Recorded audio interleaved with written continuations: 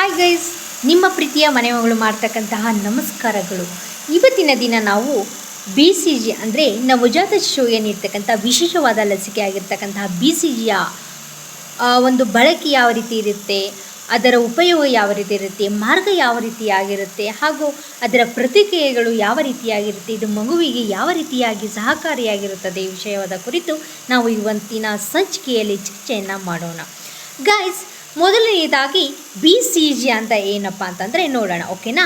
BCG ಅಂತಂದರೆ bacillus ಕಾಲ್ಮಟ್-ಗ್ಯೂರಿನ್ ಅಂತ ನಾವು ಹೇಳ್ತೀವಿ. ಸೊ ಈ BCGಯ ಪ್ರಮುಖ ಸಂಗತಿಗಳು ಏನಪ್ಪ, ಈ BCGಯನ್ನು ನಾವು ಯಾವುದಕ್ಕೆ ಹಾಕ್ತೀವಿ ಅಂತಂದರೆ ನವಜಾತ ಶಿಶುಗಳಲ್ಲಿ ಪ್ರಾಥಮಿಕ ಹಂತವಾಗಿರ್ತಕ್ಕಂಥ ಟಿ ಬಿ ಮೆನಿಂಜೈಟಿಸನ್ನು ತಡೆಗಟ್ಟುವುದಕ್ಕಾಗಿ ಅಂತಂದರೆ ತೀವ್ರ ಸ್ವರೂಪದ ಬಾಲಕ್ಷಯವನ್ನು ನವಜಾತ ಶಿಶುಗಳಿಂದ ತಡೆಯುವುದು ಹಾಗೂ ಈ BCGಯ ಇತರ ಉಪಯೋಗ ಏನಪ್ಪ ಅಂತಂದರೆ ವಿಶೇಷವಾಗಿ ಆರಂಭಿಕ ಹಂತದ ಮೂತ್ರಕೋಶ ಕ್ಯಾನ್ಸರ್ನ ಚಿಕಿತ್ಸೆಗಾಗಿ ಇದನ್ನು ಬಳಕೆಯನ್ನು ಮಾಡಲಾಗುತ್ತದೆ.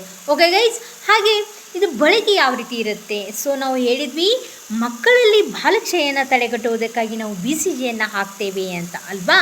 ಸೊ ಬಳಕೆ ಯಾವ ರೀತಿ ಇರುತ್ತೆ, ಯಾವ ರೀತಿಯಲ್ಲಿ ನಾವು ಮಕ್ಕಳಿಗೆ ಈ ಒಂದು ಇಂಜೆಕ್ಷನ್ ಒಂದು ಡೋಸನ್ನು ನೀಡಬೇಕಾಗುತ್ತೆ ಅಂತಂದರೆ 1 ತಿಂಗಳ ಒಳಗಿನ ಮಗು ಅಂದರೆ ಹುಟ್ಟಿದ ತಕ್ಷಣ 24 ಗಂಟೆಗಳಲ್ಲಿ ಅಥವಾ 1 ತಿಂಗಳ ಒಳಗೆ ಇರತಕ್ಕಂತಹ ಮಗುವಿಗೆ ನಾವು 0.0 ಮಿಲಿ ಅಂದರೆ 0.05 mm ಅಂತ ಹೇಳ್ತೀವಿ.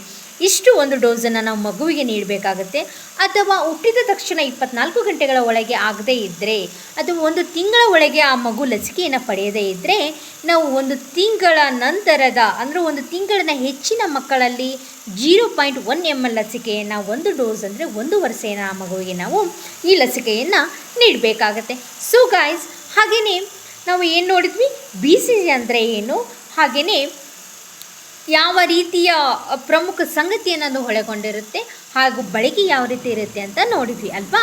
ಸೊ ಮಾರ್ಗ ಹೇಗೆ, 0.05 mm ಆಗಿರ್ಬೋದು ಅಥವಾ 0.1 mm ಬಳಕೆ ಆಗಿರ್ಬೋದು, ಆದರೆ ಅದನ್ನು ಮಾರ್ಗ ಯಾವ ರೀತಿ ಕೊಡಬೇಕು ಅಂತಂದರೆ ಚರ್ಮದ ಮೇಲಿನ ಪದರದ ಕೆಳಗೆ ಅಥವಾ ಚರ್ಮದ ಒಳಗೆ ಎಡ ಮೇಲ್ತೋಳಿನ ಭಾಗದಲ್ಲಿ ಮೇಲ್ಮೈ ಭಾಗದಲ್ಲಿ ಈ ಲಸಿಕೆಯನ್ನು ನಾವು ನೀಡಬೇಕಾಗತ್ತೆ.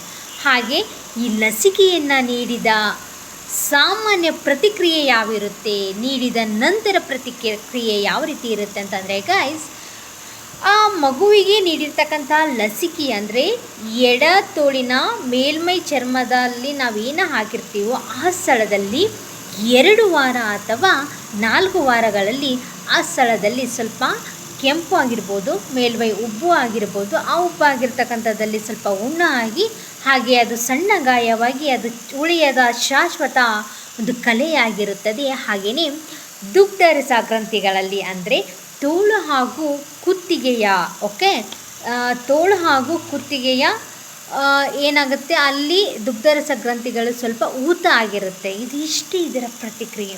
ಸೊ ಯಾವುದೇ ರೀತಿಯಾಗಿರ್ತಕ್ಕಂತಹ ಅಡ್ಡ ಪರಿಣಾಮಗಳನ್ನು ಇಲ್ಲದೆ ಈ ಮಗುವಿಗೆ ಈ ಲಸಿಕೆಯನ್ನು ಹಾಕಿಸುವುದು. ಹಾಗೆ ಈ ಲಸಿಕೆಯನ್ನು ಎಲ್ಲಿ ಬೇಕು ಅದರಲ್ಲಿ ಬಳಸಲು ಆಗೋದಿಲ್ಲ ಗೈಸ್, ಯಾಕಂದರೆ ಒಂದು ತಾಪಮಾನದಲ್ಲಿ ಈ ಒಂದು ಲಸಿಕೆಯನ್ನು ನಾವು ಇಡಬೇಕಾಗುತ್ತೆ.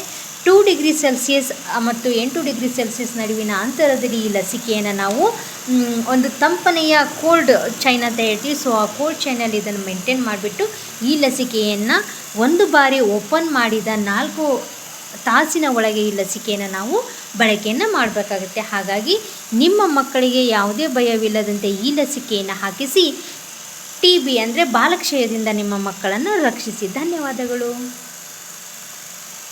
ಬಾಲೆ.